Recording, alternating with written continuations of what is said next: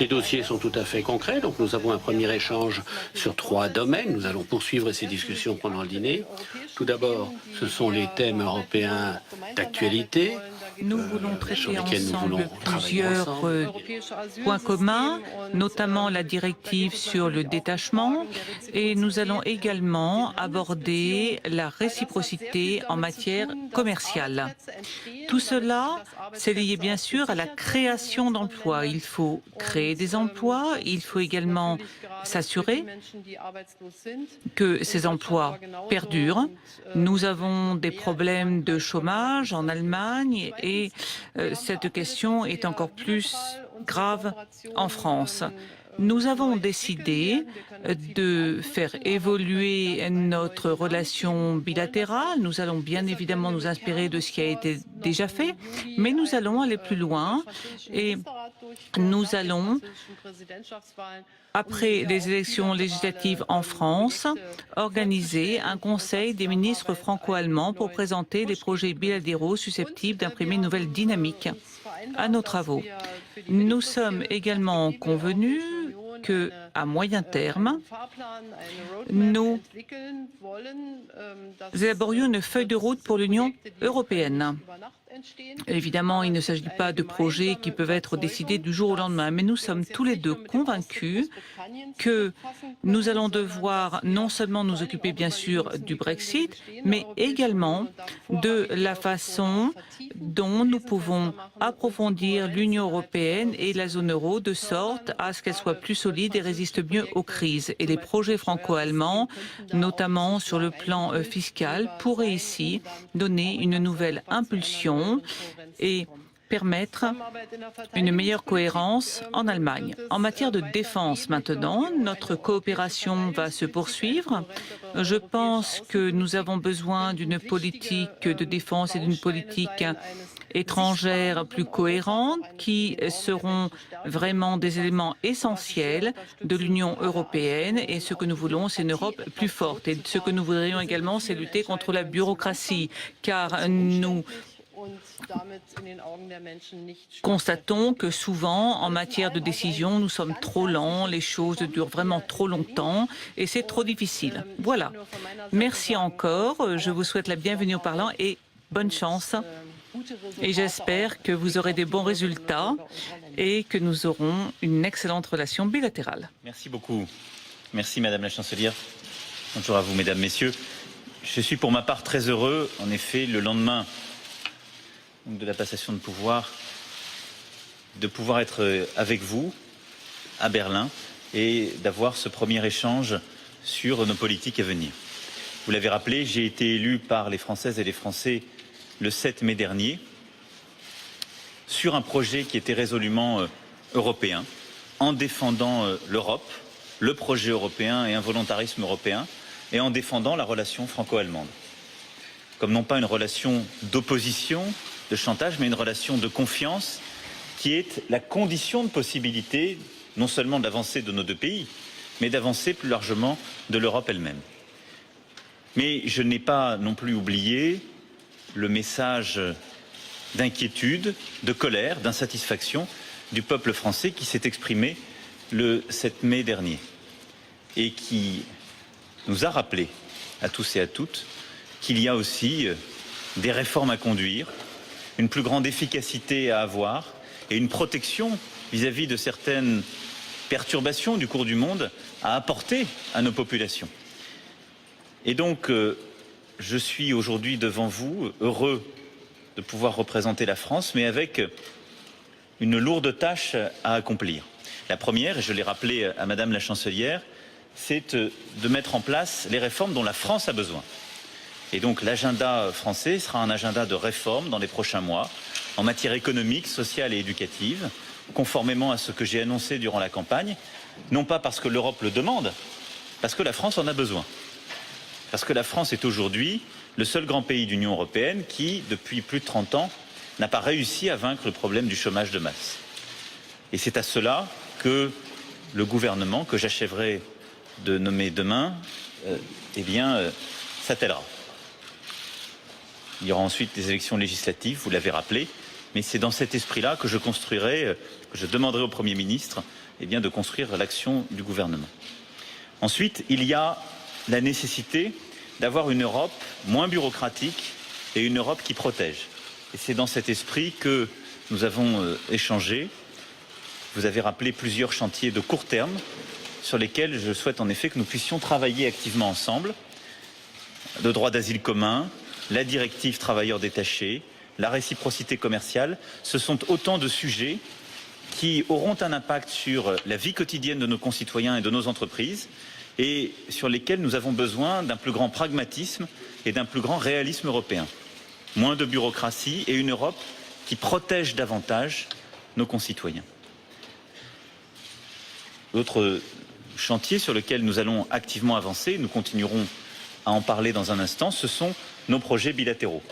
La coopération en matière numérique, en matière économique, en matière fiscale, avec des projets de convergence que nous pouvons conduire, en matière éducative, en matière aussi de sécurité, de défense extérieure et de politique internationale. Ce sont des sujets que nous allons continuer à évoquer et qui scanderont les prochaines semaines de moyen terme, c'est-à-dire à une feuille de route commune pour l'Union européenne et la zone euro. Ce sont des sujets d'extrême importance, nous l'avons vu ces dernières années. Vous avez eu vous-même, en tant que chancelière, à gérer cela. Ce sont des sujets qui impactent là aussi la vie de nos concitoyens et sur lesquels des réformes en profondeur sont nécessaires et qui supposent un travail commun, une concertation commune. Et ma volonté est que les prochaines semaines puissent être mises à contribution pour que nous ayons une feuille de route franco-allemande qui nous appartiendra ensuite d'élargir et de partager plus largement pour pouvoir avancer sur les prochaines années sur ces sujets. Notre relation a besoin d'encore plus de confiance et d'avoir des résultats concrets. Et le couple franco-allemand, je le crois, a besoin de réimprimer beaucoup de pragmatisme et de volontarisme, de court terme, mais aussi de moyen terme pour l'Union européenne et la zone euro. Et c'est dans cet esprit-là que nous allons travailler ensemble. Je serai en tout cas pour ma part toujours un partenaire franc, direct et constructif, parce que je pense que la réussite de nos deux pays est profondément liée et que d'elle dépend la réussite tout entière de l'Europe, à laquelle, comme vous, je suis extrêmement attaché. Je vous remercie en tout cas à nouveau, Madame la Chancelière, pour votre accueil et je dois le dire pour l'esprit de responsabilité et d'engagement, tout en respectant les règles républicaines et les distinctions géographiques dont vous avez fait preuve durant cette campagne présidentielle.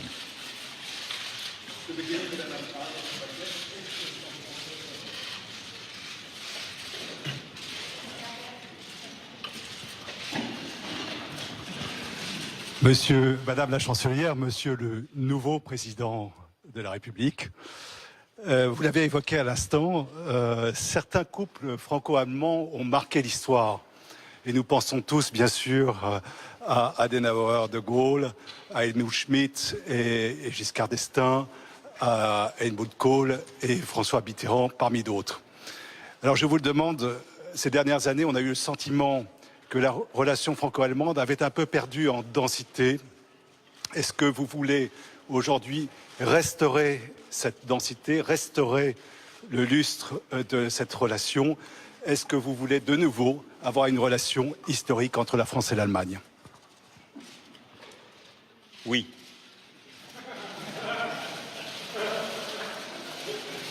Je vais peut-être élaborer.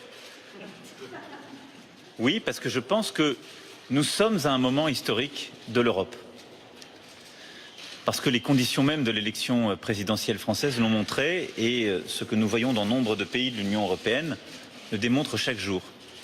Il y a la montée des populismes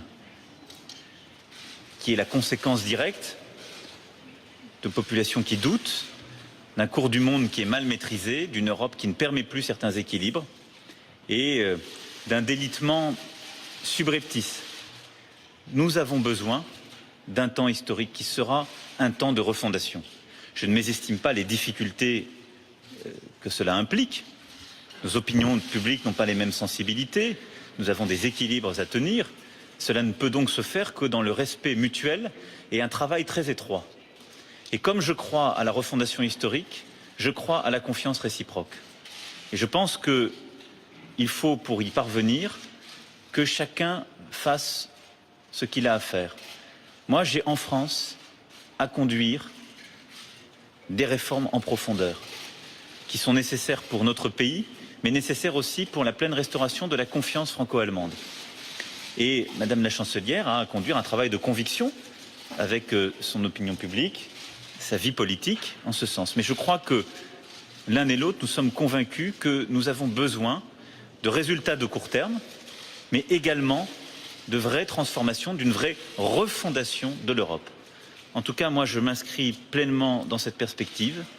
Et pour moi, l'un des axes forts du mandat qui commence, de mon mandat présidentiel, ce sera d'avoir une politique extrêmement forte, intense, responsable entre la France et l'Allemagne, sur des sujets multiples, de restaurer une confiance pleine et entière et de pouvoir, en effet, avoir une relation historique au sens où notre devoir pour les années à venir est d'organiser un acte de refondation de l'Union européenne et de la zone euro. In Deutschland gibt es interessanterweise einen sehr aufmerksamen Moment, glaube ich, der Geschichte, wo viele Deutsche auch sich fragen, was haben wir an Europa, und dazu der Antwort kommen, man merkt das überall, dieses Europa ist uns wichtig. Das ist manchmal in den bürokratischen Bemühungen, sag ich mal, der Garantiemengen um die Banken. Les efforts bureaucratiques, la garantie des dépôts bancaires, on a un peu perdu cela de vue. Mais les élections françaises, les élections néerlandaises ont montré aux Allemands le trésor que représente l'Europe et à quel point la coopération et l'amitié franco-allemande sont essentielles à ce trésor. Et je crois donc que nous vivons un instant très particulier et important de l'histoire qu'il faut utiliser pour aller dans le sens de ce renforcement, de cette consolidation de l'Europe qui est compris par les populations. Monsieur le Président, vous avez certainement remarqué tout à l'heure cette petite foule qui s'est rassemblée devant les grilles de cette chancellerie. Et moi, je peux vous dire, dans l'histoire de ce bâtiment, j'ai jamais vu une telle scène pour accueillir un chef d'État étranger. Peut-être c'était vrai pour Barack Obama. Quel est votre sentiment vis-à-vis ces gens et ces scènes, des gens qui dansent, qui chantent même en votre honneur? Est-ce que c'est de la pression sur vous? Est-ce que c'est du renfort face aux discussions avec la chancelière? Und Frau Bundeskanzlerin, Sie würde ich gerne fragen, was bedeuten für Sie diese Szenen? Poser une question pour vous, ces scènes. Qu'est-ce que ça représente, tous ces gens qui étaient massés, qui étaient sous les fenêtres de votre bureau, pour ainsi dire, alors qu'il y a quelques mois, c'était les membres de Pegida, c'était tout de même des manifestants hostiles qui s'étaient rassemblés. Alors que pensez-vous de cela et de l'accueil de cet homme politique de 39 ans? C'est pour moi très émouvant, parce que cette joie, cette liesse, qui accompagne la victoire, y compris ici à Berlin, ça me touche beaucoup. Parce que ça montre qu'il y a eu un engagement européen. Et que l'Europe, contrairement à ce que disent beaucoup, ça n'est pas que des histoires de doute, de Grexit ou de Brexit ou de Frexit pour certains. C'est l'attachement des femmes et des hommes. Et c'est ce qui est très difficile, et c'est d'ailleurs notre responsabilité.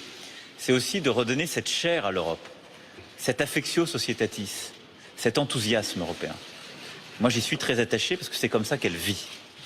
Et c'est d'ailleurs pour cela, j'en profite, parce que je l'annonçais tout à l'heure à Madame la Chancelière, que j'ai, durant cette campagne, je me suis engagé pour que nous partagions mieux nos univers linguistiques et que j'ai décidé de réinstaurer les classes bilingues et que d'ailleurs, lors de la réunion ministérielle que nous tiendrons au mois de juillet, nos ministres de l'Éducation nationale pourront travailler à plus de coopération parce qu'à partir de septembre prochain, les classes bilingues en France réouvriront. Mais plus largement, cet enthousiasme, au-delà du moment même, il oblige, il nous oblige. Je ne crois pas que ça me donne de la force par rapport à Madame la Chancelière, parce qu'elle a la même obligation que moi. Et d'ailleurs, elle a pris elle-même l'initiative, quand nous sommes montés dans son bureau, de sortir sur le balcon pour saluer tout le monde avec beaucoup d'enthousiasme. Mais ça nous oblige parce que ceux qui croient dans l'Europe ont besoin de pouvoir apporter aux autres la preuve que cette Europe marche. Nous devons le faire en rappelant chaque jour que sans l'Europe, nous n'aurions ni la paix, ni la prospérité, ni la liberté. Et que notre continent, et je dirais même nos deux pays, n'ont jamais connu pendant autant de décennies paix, liberté et prospérité en commun. Et à oublier ce trésor passé ou à le prendre pour une évidence, nous risquons de le mettre en péril. Mais au-delà de cela, ça nous oblige à avoir des résultats. Ça nous oblige à redonner des perspectives. Et donc, ce que je souhaite, c'est que lorsque dans 5 ans, je rendrai à nouveau visite à Madame la Chancelière, il puisse y avoir la même foule, encore plus grande, parce que nous aurons eu des résultats. Wir haben ja das schöne Wort von Hermann Hesse, allem Hermann Anfang wohnt Hesse ein Zauber inne. a dit qu'au fond, tous les débuts étaient magiques. Et j'ai, moi, l'impression que toutes les personnes qui attendaient devant la chancellerie avaient aussi cette impression. C'est quelque chose de très, très beau. Là, il s'agit du début d'une relation. Nous allons commencer à travailler, mais la magie ne pourra durer que s'il y a effectivement des résultats. C'est ce que nous savons tous les deux. C'est cela qui guide nos actions, mais je crois que c'est extrêmement encourageant de voir tous ces gens rassemblés qui sont venus nous soutenir et qui étaient contents. Le président de la République a dit hier quelque chose qui m'a beaucoup touché. Il a dit que ce qu'il souhaitait, c'est que les gens en France soient de nouveau optimistes, heureux et qu'ils regardent l'avenir avec confiance. Et moi, je suis entièrement d'accord.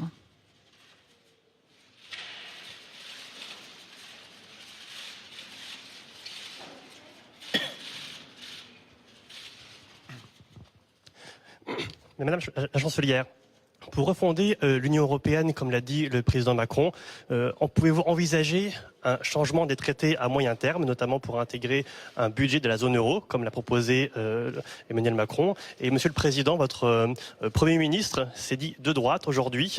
Cela veut-il dire que votre politique sera de droite?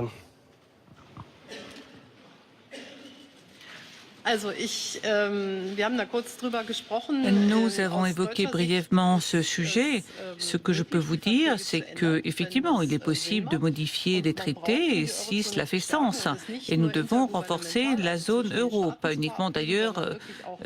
Ce n'est pas quelque chose qui doit être négocié uniquement sur le plan intergouvernemental. Effectivement, nous pouvons avoir besoin d'une modification des traités, mais on va d'abord parler de ce dont nous avons besoin. Et si effectivement il faut modifier les traités, eh bien moi, je serai tout à fait prête à le faire.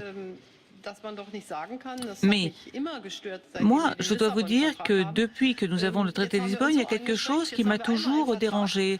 C'est d'entendre les gens dire « Ah, on a fait tellement d'efforts, on a un traité maintenant, et du coup, jamais plus ce traité, en tout cas de notre vivant, ne sera changé. » Ça n'est pas possible, parce que l'Union européenne vit dans un monde qui est en train de bouger, d'évoluer constamment, et si nous disons que nous ne voulons plus jamais modifier les traités, ce n'est pas possible. Nous allons être attaqués de partout. Nous devons dire pourquoi nous devons les modifier, à quoi cela servira, et là nous serons d'accord. Je dois dire, pour être parfaitement honnête avec Madame la Chancelière, que bien souvent, le sujet des changements de traités fut un tabou français. En l'espèce, pour moi, il n'y en aura pas. Et donc, je souhaite que la feuille de route commune soit avant tout une feuille de route qui redonne des perspectives et une véritable efficacité à la zone euro, à l'Union européenne. Et si, dans ce processus, il doit y avoir des changements institutionnels et de nouveaux traités, nous y sommes prêts. Ce qui compte, c'est le dessein politique, c'est la finalité de ce que nous portons. En aucun cas, les modalités. Et nos concitoyens peuvent être convaincus, si le dessein est clair, et que la politique qui sous-tend quelques changements institutionnels est déterminée. Ce sera, je l'espère, le cas. Donc il n'y aura en la matière pas de tabou. Pour ce qui est de votre deuxième question, nous prendrons dorénavant la discipline à l'étranger de ne pas parler de politique française. Je vous dirai simplement d'un mot, et ce sera le seul, que la recomposition politique que j'ai entamée il y a plusieurs mois et qui a conduit à mon élection se poursuit et qu'elle se fera dans le cadre de mon élection présidentielle et de ce que le peuple français a voulu, ni plus ni moins.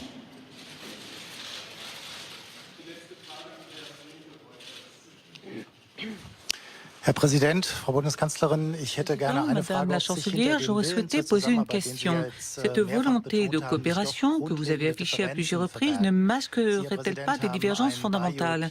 Monsieur le Président, vous avez annoncé un Buy European Act, ce qui, au fond, rejoint un petit peu la politique affichée par le gouvernement américain. Acheter américain et vous dites acheter européen.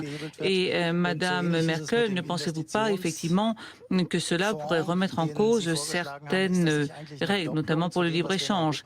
Et ne pensez-vous pas que les dernières propositions qui ont été faites pourraient être redondantes? Est-ce qu'il ne serait pas mieux de consacrer l'argent européen à des investissements en Europe ou en France? Et par ailleurs, plusieurs voix se sont élevées en Europe pour dire qu'il y avait une volonté d'émettre des euro-obligations. C'est un mythe allemand ou c'est la vérité? Sur le premier sujet, je souhaite que nous ayons une Europe qui protège mieux et que nous ayons parfois moins de naïveté. Lorsque j'ai été ministre de l'économie et de l'industrie, j'ai pendant plusieurs mois poussé pour que la Commission raccourcisse les délais, augmente les tarifs anti-dumping. Ça n'est pas être contre le libre-échange que de défendre nos intérêts lorsque certains ne respectent pas les règles du commerce international. Aujourd'hui, l'Europe défend moins bien ses entreprises et ses travailleurs que ne le font les États-Unis. Bon. Et donc je souhaite qu'on puisse améliorer notre politique anti-dumping. Mais je crois à la politique de libre-échange, au commerce international et aux politiques de compétitivité. Mais on a le droit de le croire sans être naïf. Sinon, vous ne savez plus l'expliquer à vos travailleurs. Quand vos ouvriers perdent leurs emplois, non pas parce qu'ils ne sont pas compétitifs, mais parce qu'ils sont attaqués de manière injuste par des entreprises étrangères qui font du dumping, si vous leur dites l'Europe ne réagit pas, vous tuez l'idée européenne. Sur les politiques d'achat public, je souhaite en tout cas que la première étape, c'est l'étape sur laquelle nous pouvons, je pense, travailler efficacement ensemble et qui est totalement compatible avec notre philosophie commune, justement en matière commerciale, c'est déjà que nous imposions la réciprocité. Et que lorsque nous commerçons avec un État qui ne respecte pas certaines règles, eh bien, nous puissions avoir la réciprocité en la matière. Je pense que c'est du pragmatisme et c'est totalement conforme avec ce qu'on peut défendre ensuite en termes d'ouverture. Ensuite, sur le fonds européen ou l'idée d'une capacité budgétaire, il ne s'agit en rien de dupliquer ce qu'est le plan Juncker. Mais nous allons nous dire la vérité entre nous. Le plan Juncker n'est en rien une capacité budgétaire. C'est un instrument de financement long en dette. Le plan Juncker a permis de récupérer de l'argent déjà existant au FEI et sur le budget communautaire en utilisant le levier de la Banque européenne d'investissement et des marchés pour donner du financement à long terme à bas coût à nos entreprises et à des grands projets. C'est tout à fait utile, mais ça n'est en rien une capacité budgétaire. En rien. Parce que ça n'est pas du nouvel argent. Ce dont la zone euro en particulier a besoin, c'est d'avoir une politique volontariste en termes d'investissement public et privé, et donc de réfléchir aux moyens d'injecter de l'argent neuf, et donc d'avoir une vraie capacité budgétaire. Ça suppose d'articuler cela avec des règles de convergence, avec des vraies réformes structurelles, parce que l'un ne va pas sans l'autre. Et c'est l'objectif de la feuille de route commune sur laquelle nous devons travailler. C'est aussi pour cela que je n'ai jamais, dans le projet que je porte, défendu ce qu'on appelle les eurobonds, et en particulier ce que cela recouvre dans le débat public allemand. Je ne suis pas un promoteur de la mutualisation des dettes passées. Pourquoi? Parce que cela conduit à une politique de déresponsabilisation, et ce qui fait que ceux qui ont fait des efforts ne sont pas récompensés par rapport à ceux qui n'en ont pas fait. Nous savons que nous aurons des cas particuliers à examiner en temps voulu. Ce que je crois, c'est que nous avons des investissements nouveaux à prendre et donc à réfléchir à des mécanismes d'investissement pour le futur et à travailler à une plus grande intégration pour le futur, mais en rien à mutualiser le passé. Je préfère être clair pour que nous puissions avancer de manière concrète et efficace. Ce que je peux vous dire en ce qui me concerne, c'est qu'effectivement, il y a des points communs. Il y a probablement également des différences dans nos points de vue. Mais ce qui est passionnant dans la coopération franco-allemande, c'est que nous ne sommes pas toujours du même avis. La symbiose, ça peut être bien pour nos deux pays et nous pouvons effectivement créer cette symbiose qui profite à nos pays et à toute l'Europe. En ce qui concerne les relations commerciales et l'élément de réciprocité, eh bien, effectivement, moi je trouve que c'est tout à fait envisageable. Le gouvernement fédéral a demandé à la Commission de réfléchir à des mécanismes de protection pour les investissements stratégiques. Donc pas uniquement sur le plan national. Et par rapport à la directive sur le détachement, là aussi, nous allons réfléchir et voir ce que nous pouvons faire. Je crois que ce qu'a dit le président est très très important. Nous avons besoin d'avoir des conditions ou un cadre juridique cohérent. Je pense notamment à l'impôt sur les sociétés. Je pense que là, nous pouvons réfléchir à une harmonisation, à un rapprochement de certains impôts. Nous pouvons également échanger sur les bonnes pratiques en matière de placement des demandeurs d'emploi. Nous pouvons parler également de la formation des jeunes, d'intégration. Là, je crois vraiment que nous avons beaucoup de points communs, mais nous avons encore énormément de travail à faire. C'est tout à fait naturel d'ailleurs, puisque aujourd'hui, nous n'avons pas fini notre tâche. Mais je crois que nous avons déjà très très bien démarré et cela nous permettra de coopérer encore plus à l'avenir. Merci.